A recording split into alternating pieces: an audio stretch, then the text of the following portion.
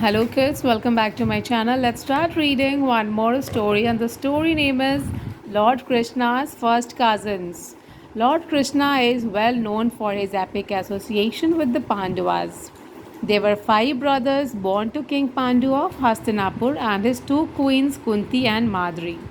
Yudhishthir, Bhim, Arjun were Kunti's sons, Nakul and Sahadev were Madri's sons.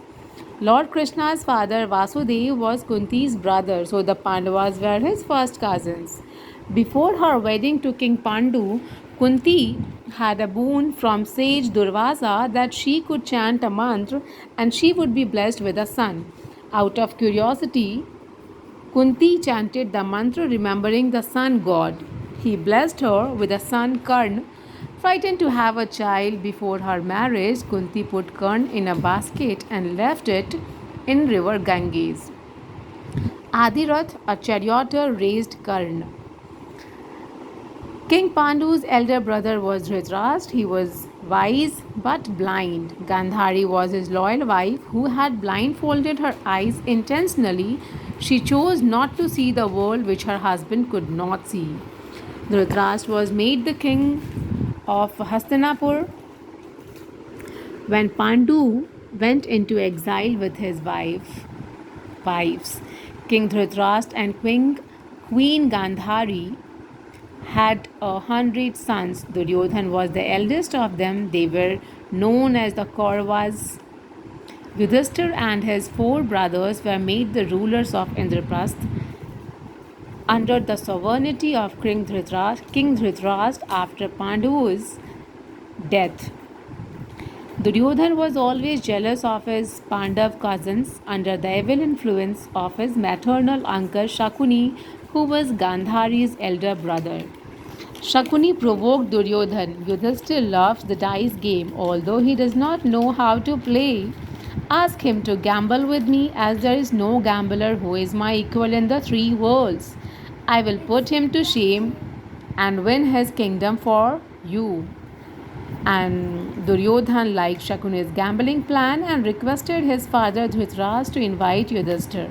However, when Dhritarashtra hesitated, Duryodhan narrated an incident about how the Pandava's wife Draupadi had once insulted him and called him a blind man's son. Hearing this, Dhritarashtra agreed to invite the Pandavas. So Yudhishthir gave his consent and came with Draupadi and his brothers to play the dice game. Duryodhan had built a vast assembly hall to hold the gambling contest, and he had invited many kings to attend except Lord Krishna. Uncle Shakuni used his charm dice and defeated Yudhishthir many times, forcing him to lose his wealth, his kingdom, Indraprasth, and his brothers. At last, Yudhishthir put Draupadi at stake and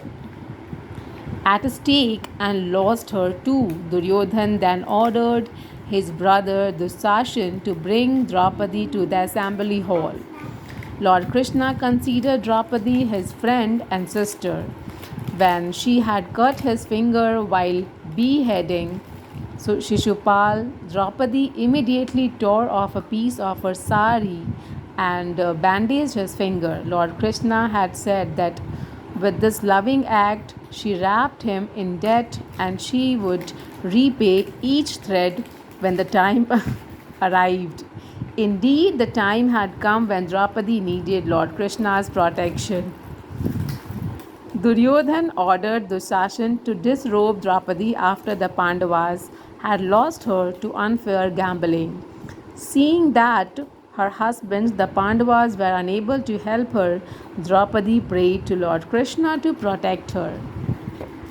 A miracle happened as Draupadi prayed for Krishna's help. He came to her rescue and gave her unlimited clothes. Dushasan unwrapped layers and layers of Draupadi's sari.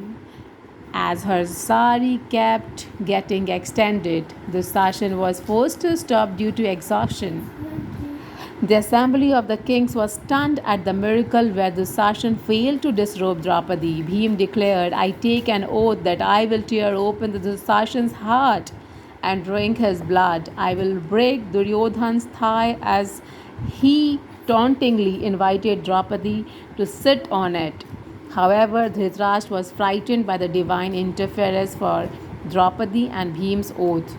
So he apologized to Draupadi and released Draupadi and the Pandavas, but put a condition for them to live in exile. The Pandavas had to go into exile for 12 years. Also, in the 13th year, they had to live in disguise without being identified. If they were identified during the period of disguise, they had to go again for 12 years of exile and the 13th year in disguise.